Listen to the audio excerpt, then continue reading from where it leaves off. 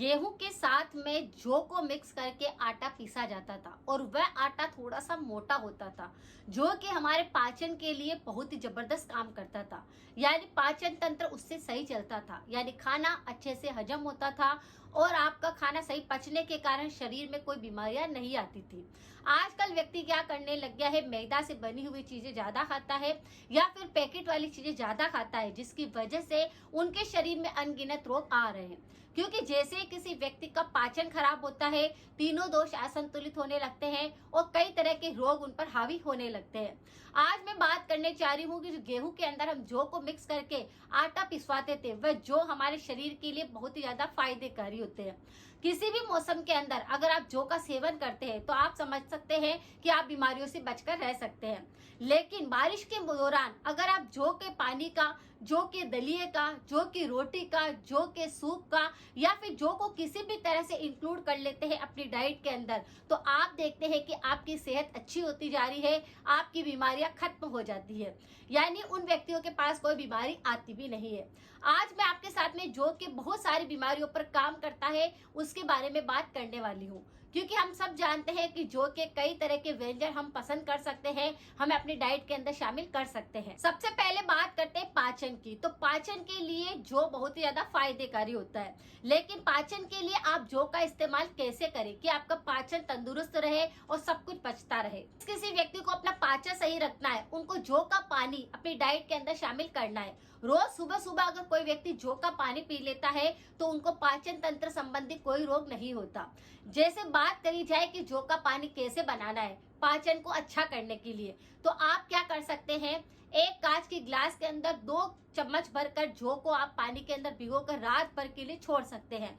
सुबह उठकर उन जौ को अच्छे से पानी के अंदर मसल लेना है। उस पानी को छान करके सुबह सुबह ही अगर कोई व्यक्ति पी लेता है तो उनका पाचन अच्छे से काम करने लगता है। अब मैं आपसे बात करने वाली हूँ कि पाचन के कितने रोग होते हैं। जैसे आप समझ सकते हैं कि पाचन के अंदर ही कब्ज आ जाती है, अजीर्ण होना होता है, एसिडिटी आ जाती है, गैस बनती है, किसी का खाना बिल्कुल पचता नहीं है, खाना खाने के बाद खट्टी डकारें आती है, बहुत ज्यादा पेट के अंदर अल्सर हो जाते हैं, जलन होने लगती है। ये सारी की सारी बीमारियां पाचन के अंदर आती है।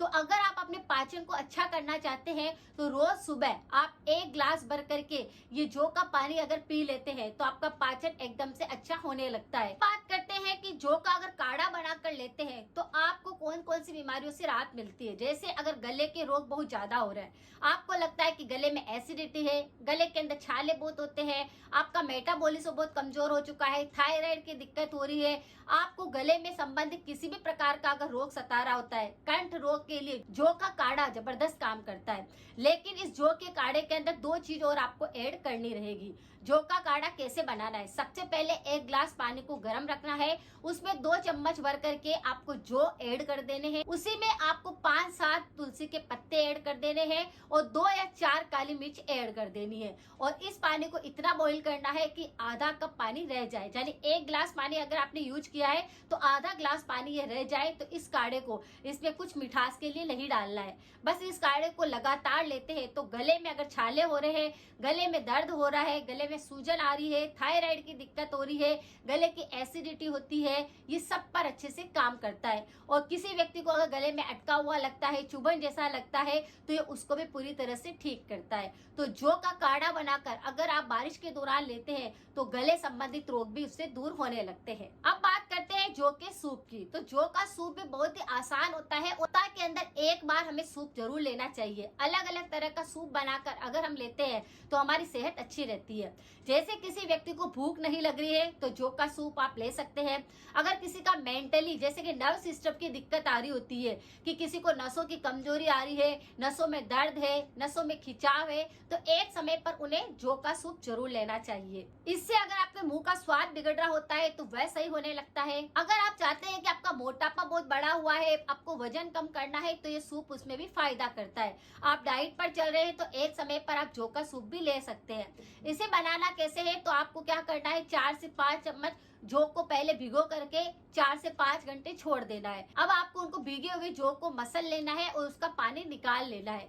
उसी पानी के अंदर आप चाहे तो थोड़ी सी सब्जियां उसके अंदर मिक्स कर सकते हैं। जैसे उसमें आप गाजर मिक्स कर सकते हैं, हरे प्याज मिक्स कर सकते हैं, टमाटर मिक्स कर सकते हैं, लहसुन प्याज मिक्स कर सकते हैं। इस तरह से उनको सबको मिक्स करके और घी के अंदर पका करके और फिर काली मिर्च और नमक के द्वारा उसका आप छोंक लगाकर इस सूप को अगर कोई व्यक्ति लेता है तो आप देखते हैं कि आपको स्किन संबंधी रोग नहीं आ रहे, नींद बहुत अच्छी आ रही है, यानी मेंटल स्ट्रेस खत्म हो रहा है, वजन कम हो रहा है। इस तरह से आप इसका इस्तेमाल कर सकते हैं और अपने रोगों को दूर कर सकते हैं। अब बात करते हैं कि अगर किसी व्यक्ति को डायबिटीज की शिकायत है तो आप इसका जौ का दलिया बनाकर रोज शाम को ले सकते हैं। या आपकी डाइट के अंदर आप जैसे ही रखेंगे आप देखेंगे कि आपके पेट के अंदर हाई फाइबर जाता है, पोटेशियम जाता है, फोस्फोरस, कैल्शियम, आयरन सब इसके अंदर पाया जाता है। तो आप क्या करेंगे, अगर एक कटोरी भर का जौ का दलिया रोज बनाकर खाने लग जाएंगे, इसे आप मसाले की तरह, उपमा की तरह भी बना करके खा सकते हैं, थोड़ा सा नमक मसाला डाल के भी बना सकते हैं। तो इस दलिए को अगर आप बना के खाते हैं तो आपका पाचन इससे बेहतर होता है, इसीलिए आपके पेट संबंधी कोई रोग नहीं होता, मोटापा नहीं बढ़ता, डायबिटीज वालों के लिए सबसे अच्छा होता है। और घी के साथ में अगर इसका सेवन किया जाए तो जिस किसी को बवासीर है, कब्ज की दिक्कत है, वह भी पूरी तरह से ठीक होने लगती है। तो पतला पतला आप जौ का दलिया बना सकते हैं। और शुगर वाले अगर कोई पेशेंट है तो रोज इसे खाते हैं तो आपके डायबिटीज इससे कंट्रोल होने लगती है। अब बात करते हैं जौ की रोटी की। तो जौ की रोटी थोड़ी सी मोटी होती है, अगर आप इसे सप्ताह के अंदर एक दिन भी खा लेते हैं तो हाई फाइबर मिल जाता है, शरीर में जितने न्यूट्रिशन की कमी हो रही होती है वह दूर होने लगती है। यह आपके पाचन को बेहतर बनाता है, इम्यूनिटी को सुधारता है, मेटाबॉलिज्म को मजबूत करता है, ब्लड शुगर को कंट्रोल करता है। बोन्स की अगर आपको बहुत ज्यादा दिक्कत हो रही है कि हड्डियों में कमजोरी आ रही है, हड्डियों में दर्द हो रहा है, घुटनों में बहुत तेज दर्द हो रहा है, तो आप जौ की रोटी सप्ताह में एक दिन नहीं रोज खा सकते हैं, जिससे कि आपके खून बढ़ेगा, आपकी हड्डियां मजबूत होगी। जौ के अंदर ऐसे न्यूट्रिशन पाए जाते हैं जो कि हमारी हड्डियों को मजबूत करते हैं, हमारे हार्ट के लिए बहुत अच्छा होता है। इसीलिए अगर किसी को हार्ट संबंधी रोग है, कोलेस्ट्रॉल बहुत बढ़ता है, तो भी आप इसकी रोटी बनाकर रोज अपनी डाइट के अंदर शामिल कर सकते हैं। यह हार्ट के जितने भी ब्लॉकेज होते हैं उनको खोलता है। इसी तरह से बहुत सारी बीमारियों पर जौ के अलग अलग तरह के यूज करके हम हमारी डाइट के अंदर उनको रखकर बीमारियों से ठीक रह सकते हैं। लेकिन आजकल लोग मोमोज खाते हैं, मैदे से बनी हुई चीजें ज्यादा खाते हैं, जिसकी वजह से उनका आहार ही उनका रोगी बनने का सबसे प्रमुख कारण बन रहा है।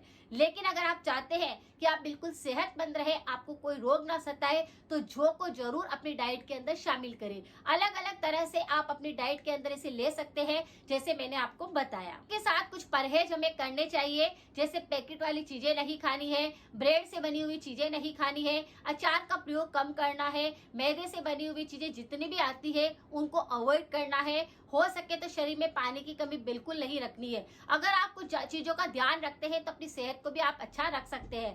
आज के समय पर सबसे ज्यादा सेहत इसीलिए बिगड़ रही है क्योंकि व्यक्ति स्वाद की तरफ बढ़ रहा है, बल्कि अपने रोगों की तरफ ध्यान नहीं दे रहा। अगर आप थोड़ा स्वाद को कम करें और अपने पेट के बारे में ज्यादा सोचें तो आप बिल्कुल स्वस्थ रह सकते हैं।